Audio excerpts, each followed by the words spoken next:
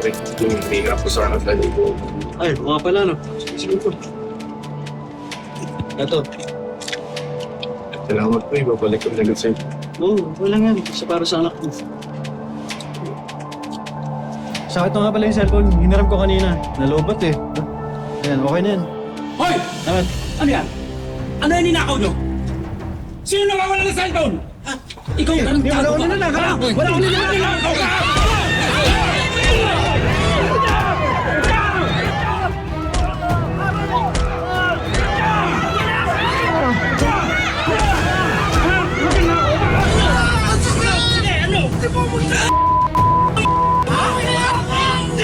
Sige, subukan nyo ano? Ano? Gusto na kayo nakabangan na? Ano po yung limag ko? Sinakal po, rekta po akong sakal, tapos ayun po yung pinaghila niya sa akin. Sinakal niya po, tapos sinila papunta sa loob, hanggang sa may sumusuntok na po sa akin. Pero hindi ko po alam yung ilan sumusuntok sa akin kasi po, malaki po kasi yung humila sa akin. Nakita ko lang po sa video yung kung ilan po yung sumusuntok sa akin. Ito ko lang po nakita. Hanggang sa may dumating pong Coast Guard at umaawat. At hinahagad niya pa rin po kahit hawak na po ako ng Coast Guard.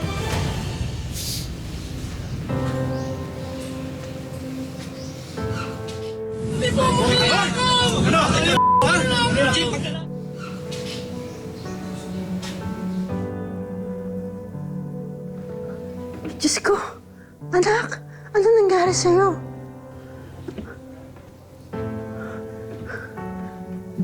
Nay, pagbintangan po ako nagnakaw ng cellphone. Ha? Tapos binugbog po ako. Sino bumugbog sa'yo? Nay, tay, hindi po totoo yun. Hindi po ako magnanakaw. Alam ko, anak. Alam na alam ko. Hindi mo magagawa yung bagay na yun. Pero bakit ka nilagkita niya? Diyos ko naman.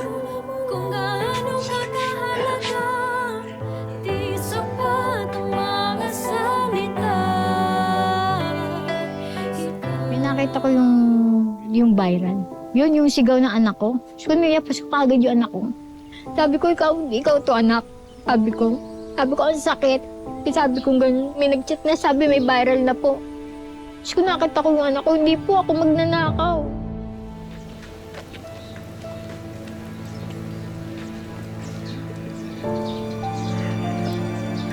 Uy, ayos ka, Andre ka.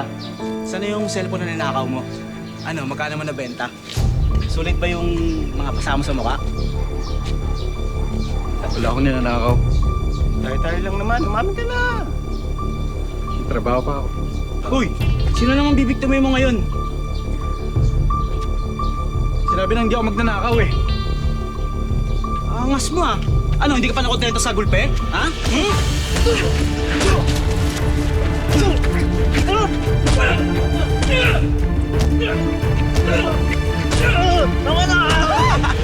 Walang iya kayo! Walang iya kayo! Anong ginagawa niyo sa anak ko, ha? Walang iya kayo!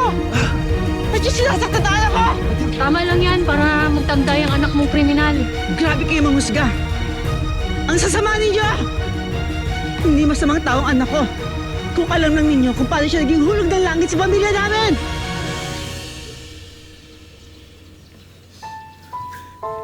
Anak, okay ka lang ba? Ha?